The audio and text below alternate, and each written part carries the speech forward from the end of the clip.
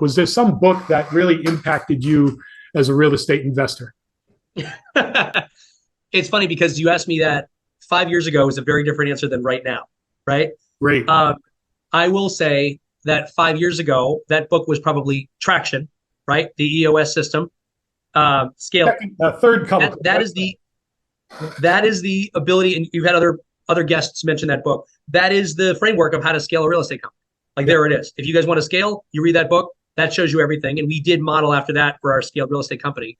But I want to add this one in because this is the most impactful one for me now that I read just a few months ago. And if I had read this book earlier, it would have changed everything for me. I've got my And pen. it's called I got my pen and paper ready here. I'm ready. it's called The Illusion of Money by Kyle Cease, Cease. He's a comedian. He's funny, but he's also now a best-selling author.